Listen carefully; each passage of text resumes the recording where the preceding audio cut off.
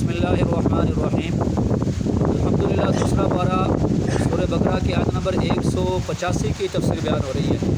تو کل آپ حضرات نے بات سن لی تھی کہ اللہ تعالیٰ نے رمضان شریف کی فضیلت بیان فرمائی اور ساتھ ہی قرآن پاک کی بھی کچھ صفات بیان فرمائی۔ پھر اس آیت مبارکہ کا جو غلط مطلب بیان کرتے ہیں اہل قرآن، اس کا جواب بھی آپ نے سن لیا تھا۔ اب اس آیت مبارکہ کا جو اگلا حصہ ہے تو وہ یہ ہے کہ فمن شاہدہ منکم الشہر فلیصمہ۔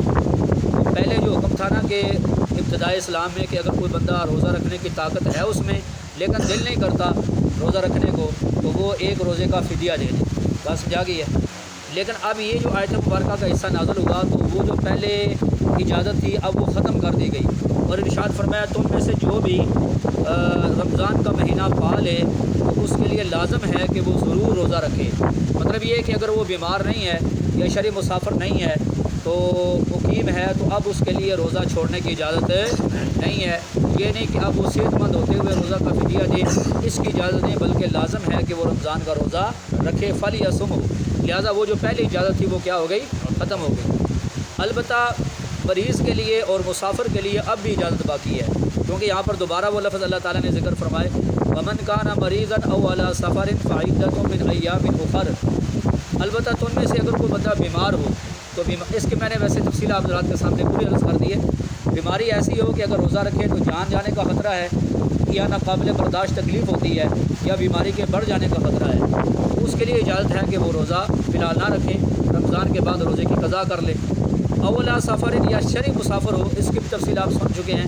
تو فرمایا فائدۃ من ایام اخر، مسافر جب سفر سے واپس آ جائے تو رمضان کے بعد جو روزے رہ گئے ہیں ان کی قضا کر لے۔ یہ مسئلہ آپ کو سمجھ آ گیا؟ اب یہ اللہ تعالیٰ نے ساری تفصیلات ذکر فرمانے کے بعد ارشاد فرمایا یرید اللہ بکم اليسر ولا یرید بکم العسر۔ یہ احکامات دے کہ اللہ تعالیٰ تمہارے ساتھ آسانی چاہتے ہیں اور اللہ تعالیٰ تمہارے اوپر تنگی کرنا نہیں چاہتے۔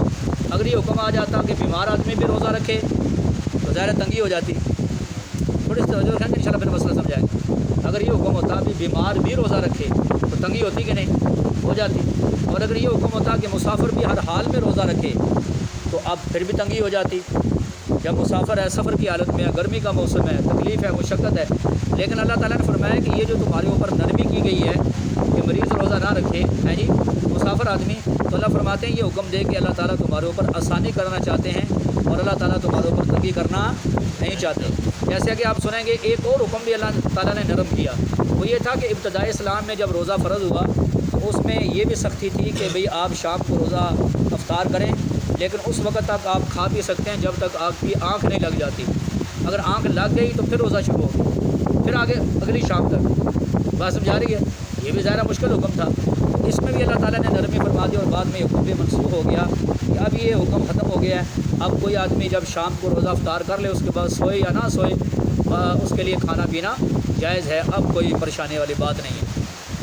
تو اب اللہ نے فرمایا اللہ تمہارے اوپر آسانی چاہتے ہیں اور اللہ تعالیٰ تمہارے اوپر تنگی نہیں چاہتے۔ اب اس آیت مبارکہ کا مطلب کئی لوگوں نے غلط بیان کیا، خاص طور پر وہ لوگ، ادھر دیکھیں ذرا تھوڑی سی آپ ذرا توجہ ہوگی انشاءاللہ مسئلہ سمجھ آئے گا۔ خاص طور پر وہ لوگ کہ جو صرف چند کتابیں پڑھ کے یا چند مسائل پڑھ کے وہ اپنے آپ کو عالم سمجھنے لگے، انہوں نے یہ اس آیت مبارکہ کا سہارا لے کے اللہ کے جو دین کی اصل شکل تھی نا وہی بدل دی، اور بڑے بڑے غلط مسائل انہوں نے لوگوں کے سامنے بیان کیے۔ تو یہ اچھی طرح سمجھ لیں کہ دین میں آسانی ہے، دین میں لیکن آسانی کا مطلب یہ نہیں کہ میں اور آپ یا کوئی بندہ اٹھ کے وہ اپنی طرف سے آسانیاں پیدا کرنا شروع کر دے یا دین کے احکامات کے اندر رد و بدل کرنا شروع کر دے۔ آسانی کا مطلب صرف اتنا ہے جو اللہ نے آسانی دی ہے یا اللہ کے نبی کریم صلی اللہ علیہ وسلم نے آسانی دی ہے۔ اتنی بات آپ کو سمجھ آ گئی ہے؟ جیسے وہ ایک واقعہ لکھا ہے نا کہ ایک علاقے میں ایک نیم ملا صاحب تھے۔ نیم حکیم ہو تو جان کے لیے خطرہ ہوتا ہے اور نیم ملا ہو تو ایمان کے لیے خطرہ ہوتا ہے۔ تو گرمی کا موسم آیا، سخت گرمی میں روزے آئے، جیسے کہ ابھی بھی چند سالوں سے ایسے ہی ہو رہا ہے۔ تو انہوں نے لوگوں کو کہا کہ بھئی دیکھو اللہ قرآن میں فرماتے ہیں اللہ تعالیٰ تمہارے اوپر آسانی چاہتے ہیں، اللہ تمہارے اوپر تنگی نہیں چاہتے۔ دیکھو اس رمضان کا جو موضوع چل رہا ہے اسی میں اللہ نے اس کو ذکر فرمایا ہے، تو لہٰذا اس لیے میں تمہیں یہ کہہ رہا ہوں کہ اس سال گرمی میں روزے ہیں، لہٰذا روزے نہ رکھو، بعد میں جب گرمی ختم ہو جائے، سردی آ جائے تو اس وقت روزہ رکھ لیں۔ اور کیا کہا جی؟ اللہ تعالیٰ تمہارے اوپر کیا چاہتے ہیں؟ آسانی چاہتے ہیں، اللہ تمہارے اوپر تنگی نہیں چاہتے۔ اور اس طرح کے بہت سارے ایسے لوگ، میں ایک مثال دیا آپ کو، جنہوں نے نماز کے بارے میں، زکوٰۃ کے بارے میں، حج عمرے کے بارے میں، جہاد فی سبیل اللہ کے بارے میں، دیگر جو احکامات ہیں ان کے بارے میں انہوں نے اپنی طرف سے اللہ کے دین میں احکامات میں رد و بدل کر دیا اور یہ کہا دیکھو جی دین میں آسانی ہے۔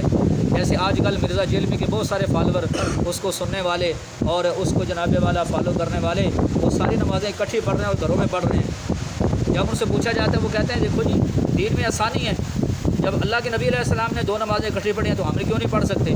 حالانکہ صحیح بخاری میں روایت ہے، میں کئی بار اپنے بیان میں کہہ چکا ہوں، کوئی دیکھنا چاہے تو ہم دکھائیں گے۔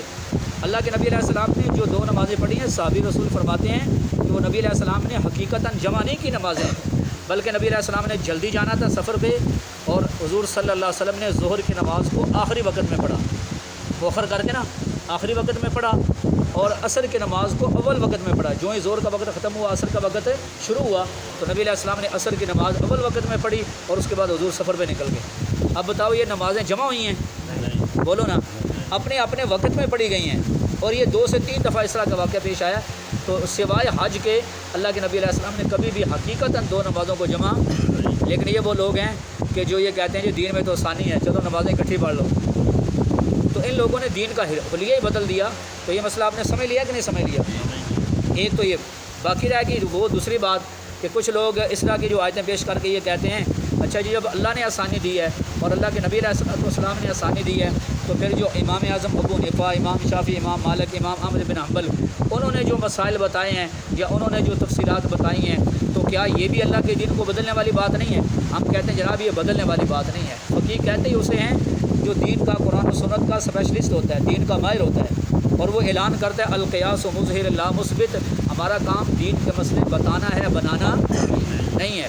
وہ تو بتاتے ہیں، وہ کیسے تبدیلی کرنے والے ہیں؟ صرف اتنی بات ہے کہ جیسے سمندر یا دریا کی تہہ میں موتی ہوتے ہیں نا، چھپے ہوئے نیچے موتی ہوتے ہیں، ہیرے جواہرات، تو وہ عام میں اور آپ نہیں نکال سکتے، جو غوطہ خور ہوتے ہیں وہ نیچے جا کے نکال کے لے آتے ہیں۔ کوئی بندہ یہ نہیں کہہ سکتا کہ یہ موتی جو وہ نکال کے لایا ہے تو یہ غوطہ خور نے خود پیدا کیے ہیں، یہ اس کے پیدا کیے ہوئے ہیں، نہیں، بلکہ وہ کس کے پیدا کیے ہوئے ہیں؟ اللہ کے پیدا کیے ہوئے ہیں۔ البتہ اس کو اللہ نے یہ مہارت دی کہ وہ تہہ سے نکال کے لے آیا۔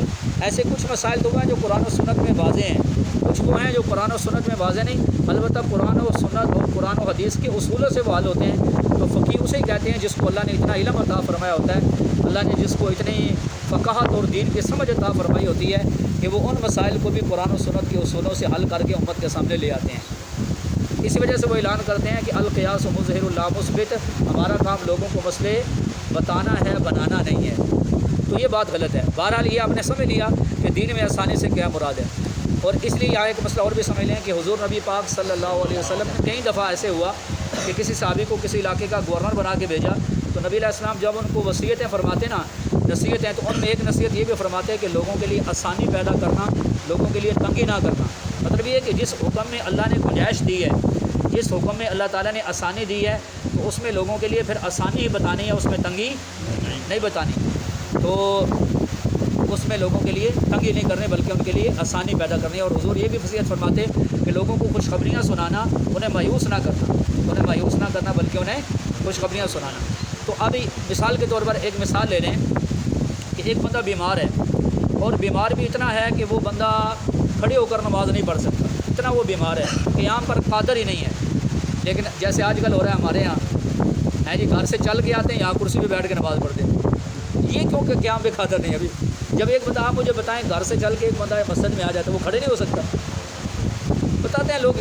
تو یہ مطلب جو قیام پر قادر ہی نہیں ہے، تو شریعت نے اجازت دی ہے، ٹھیک ہے، وہ قیام اسے معاف ہے، وہ بیٹھ کر نماز پڑھ لے، آسانی ہوگی کہ نہیں ہوگی؟ بولو نا۔ پھر اگر ایک بندہ اتحیات کی شکل میں نہیں بیٹھ سکتا، اس کے لیے مجبوری ہے، تو جیسے آسانی کے ساتھ بیٹھ سکتے ہیں ایسے آسانی کے ساتھ وہ بیٹھ کے نماز پڑھ لے۔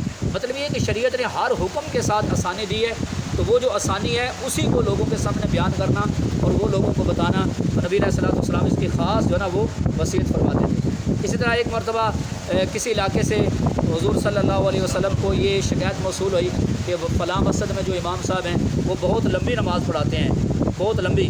تو نبی علیہ الصلوۃ والسلام نے ان کو بلایا اور حضور پاک بڑے غصے میں ہوئے، اور نبی علیہ السلام نے فرمایا کیا تم لوگوں کو متنفر کرنا چاہتے ہو، انہیں بگانا چاہتے ہو؟ تو اللہ کے نبی علیہ الصلوۃ والسلام نے بڑے سخت الفاظ میں ان کو یہ تاکید فرمائی۔ لیکن اس کا مطلب یہ نہیں ہے کہ بندہ سنت کے بھی خلاف نماز پڑھائے اور سنت سے بھی کام کر دے. کئی لوگ ہوتے ہیں نا وہ صبح کی نماز میں فرض کریں امام صاحب ایک سورت اگر پڑھتے ہیں تو وہ کہتے ہیں یار اتنی لمبی پڑھ دیا ہے. تو بھائی اس کا آسانی کا مطلب یہ نہیں کہ بندہ سنت سے ہی ہٹ جائے. سنت میں آسانی ہے. سنت میں کیا ہے؟ آسانی ہے. 2 یا 3 منٹ کھڑے ہونا یہ کوئی اتنی بڑی بات نہیں ہے. تو مطلب یہ ہے کہ شریعت نے جو گنجائش دی ہے, جہاں پر اجازت دی ہے. اب فرض کریں ایک بندہ بیمار ہو گیا. اب بیمار بھی اتنا ہے کہ اگر وہ پانی استعمال کرتا ہے اسے بیماری لگ جاتی ہے یا جان چلے جانے کا خطرہ, یا سخت سردی کا موسم ہے, ٹھنڈا پانی ہے, اگر وہ غسل کرے گا اور گرم پانی میسر نہیں ہے تو اس بندے کی جان جانے کا خطرہ ہے یا بیماری کے مر جانے کا خطرہ ہے. پھر شریعت نے کیا اجازت دی ہے, کیا نرمی کی ہے جی؟ بندہ تیمم کر لے. کیا کر لے؟ تیمم کر لے. خواہ غسل کی حاجت ہے یا کہ وضو کی حاجت ہے, بندہ تیمم کر لے. یہ مطلب ہے کہ اللہ تمہارے اوپر آسانی چاہتے ہیں, تنگی نہیں چاہتے. جو شریعت نے ہمیں آسانی دی ہے اسی آسانی کے اندر رہیں, نہ یہ کہ ان غلط عقائد والے لوگوں کی طرح کہ جو ہر حکم میں اپنی طرف سے آسانی کر کے اور شریعت میں جو عبادات ہیں ان کی شکل بدل کے کہتے ہیں کہ شریعت نے تو ہمارے لیے آسانی کی ہے لہذا ہر کام میں آسانی کرتے جاؤ. یہ بات غلط ہے. اللہ تعالیٰ ہمیں سمجھنے کی اور